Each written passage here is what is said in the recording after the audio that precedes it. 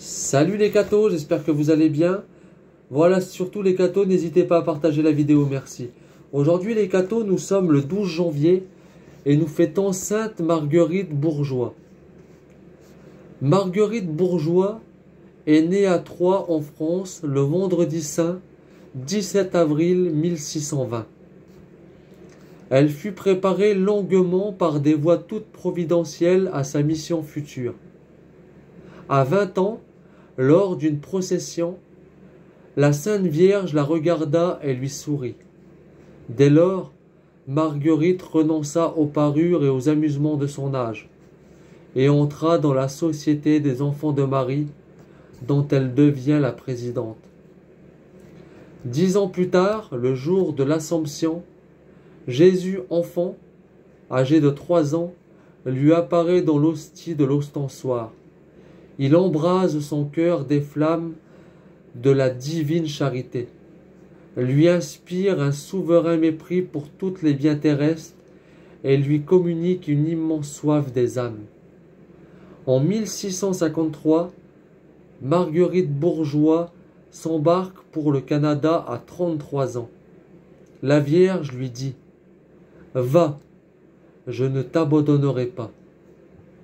4 années s'écoulent avant qu'il lui soit possible de se vouer à l'éducation chrétienne des enfants. En attendant, sa charité s'étend à tous. Elle visite, sert les malades, ensevelit les morts, console les infligés, catégise les colons. Dorénavant, sa tâche consistera à former et diriger une communauté religieuse enseignante non cloîtrée. En 1658, elle jette les bases de son institut en ouvrant la première école de Ville-Marie dans une étable cédée par Monsieur de Maisonneuve. Elle s'adjoint des campagnes qu'elle initie à son œuvre. De là surgissent les petites écoles disséminées sur les côtés de la Nouvelle-France. L'œuvre sociale de Mère Bourgeoys n'est pas moins admirable que son œuvre d'éducation. Son dévouement la met au service des jeunes, ménage alors. Elle héberge chez elle les filles du roi, les guide et les dirige, inculquant en elles les sérieux devoirs de l'épouse et de la mère. Elle demeura la conseillère de ces jeunes femmes auprès de qui elles chercheront toujours réconfort et encouragement pour la pratique des vertus. L'ingéniosité de Marguerite Bourgeoys se révèle dans des créations de toutes sortes.